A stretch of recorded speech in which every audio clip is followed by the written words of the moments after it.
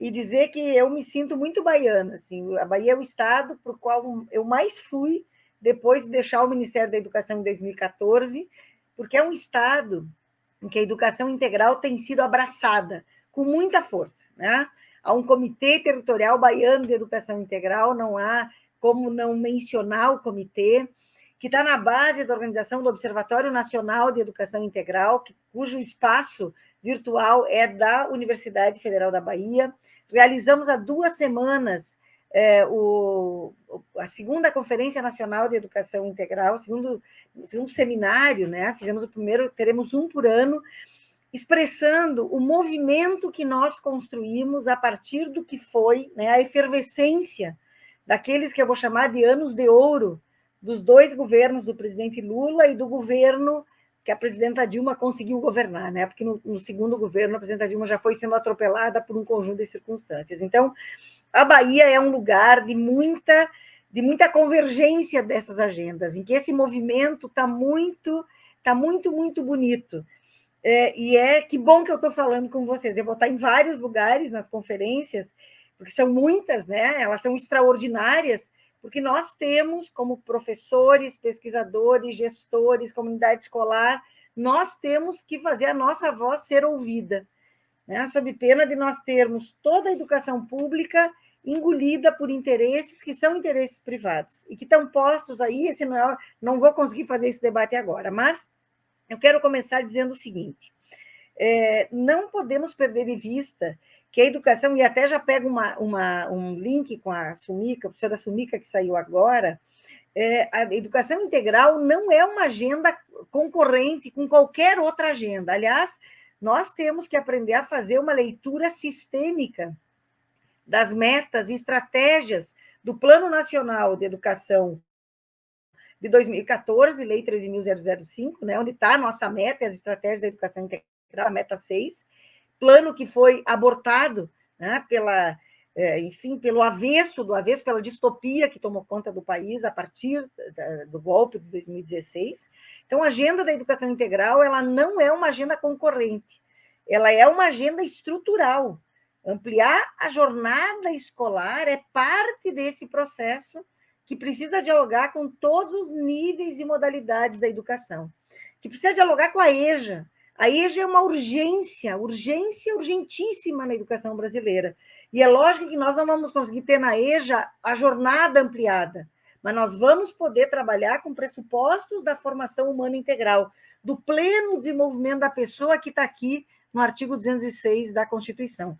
Então, acho que a gente tem um primeiro desafio, Josimar, que é o de fazer uma leitura mais orgânica das metas. Parece, às vezes, que uma meta concorre com a outra.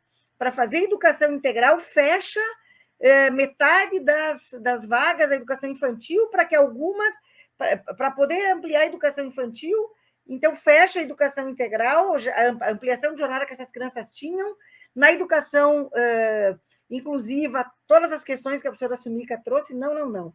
Nós estamos falando da educação integral como algo estrutural para a educação brasileira, como a compreensão, né, desse redesenho da escola, redesenho do direito à educação, garantindo acesso, permanência e qualidade, na perspectiva de um outro paradigma, o paradigma que tem que estar à altura de um país que é o país de Paulo Freire, de Anísio Teixeira, de Darcy Ribeiro, de Maria Nilde Marcelani, de Florestan Fernandes, de Milton Santos, né? Aliás, 2 baianos aqui, né? Milton e Anísio, né? Então, sempre a Bahia Aliás, acabei de ouvir a Maria Bethânia cantando o hino nacional, agora na entrada do novo presidente do Supremo Tribunal Federal. A voz é a voz também da Bahia, né? Então, é preciso que a gente consiga trabalhar com essa relação muito orgânica entre as diferentes metas e estratégias. Não perdendo de vista que educação, e aí eu vou lembrar o nosso querido Miguel Arroio, a educação pública é um território permanente de disputa, né? E assim, de um lado, se eu quiser caracterizar 2 campos, de um lado, tu tem toda a defesa de interesses que eu vou chamar de coloniais, privilegiados, né, a serviço das metrópoles, né? 1% da população brasileira domina 48% da riqueza, é dona de 48% da riqueza. É óbvio que isso faz com que muita gente não tenha acesso a nada. Nós não podemos perder esse panorama de fundo. As mudanças educacionais, elas refletem um conjunto de outras mudanças. A escola não é uma redoma. Quer dizer, essa coisa de aumentar indicadores de aprendizagem, como se a escola pudesse fazer algo sozinha, né? Fazendo, inclusive, com que uns... incentivando uma lógica de competição entre os estudantes para que uns cheguem, para que uns avancem, que a maioria fique para trás. Esse não é o projeto que vai nos levar para um país diferente desse. Então, de um lado, nós temos essa defesa desses interesses, e, do outro lado, nós temos todas as nossas lutas sociais, os nossos sindicatos, os partidos, né, eu vou dizer, de centro-esquerda, que são os partidos que, historicamente, têm lutado pela democracia. Nós somos um país, como dizia o Anísio, de intervalos democráticos, né? Cada pouco se interrompe o processo. E aí eu vou voltar rápido, em 61, a primeira LDB, em 62, o primeiro Plano Nacional de Educação, tudo isso foi abortado pelo golpe de 64. Em 71, a LDB dos militares, a gente conhece muito bem essa LDB, todos estudamos muito, né? Depois nós vamos ter a terceira LDB em 1996, que é a da redemocratização, também um grande projeto, uma grande disputa posta aí. O segundo PNE, de 2001 a 2011, governo Fernando Henrique, nenhuma dotação orçamentária.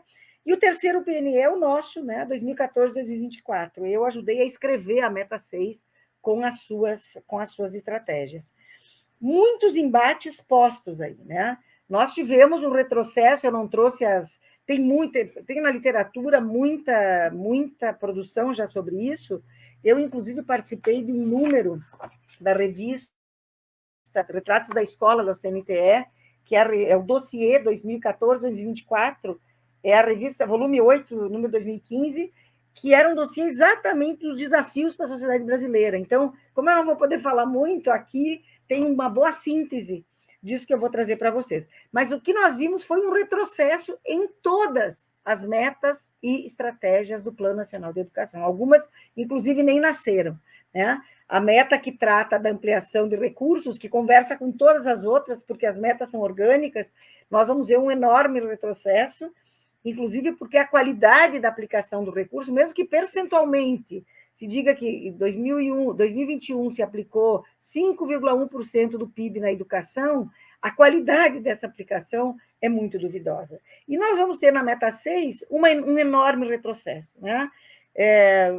Números gerais, em 2014, 42 mil escolas, 42 e alguma coisa, declaravam ter já tempo integral, e isso vai cair, né, para quase 20 mil lá em 2021.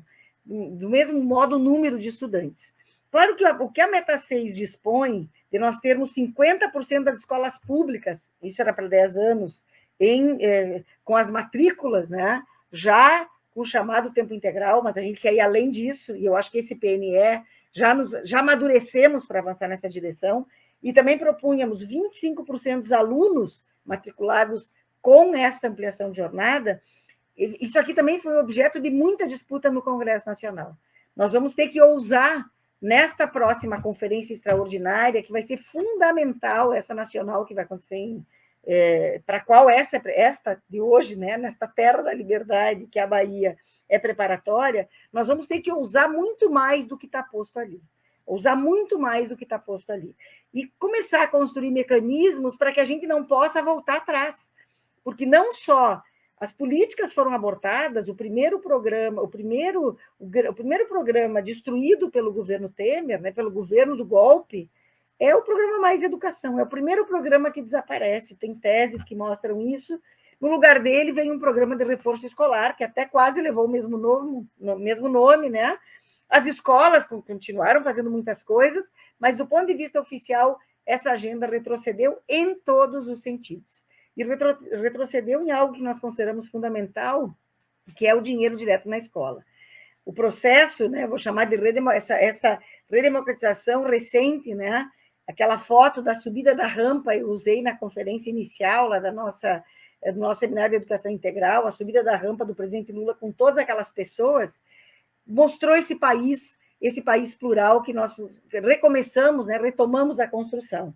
E aqui a primeira coisa que a gente vê, um dos primeiros programas, e aí temos a lei que foi aprovada, 14.640, eu tive a oportunidade de estar em Brasília para a sanção do presidente Lula, nós tivemos o estabelecimento de um programa de escola em tempo integral, e que vai, através de recursos pelo Fundeb, chegar a 12 bilhões até 2026. Isso não é pouco.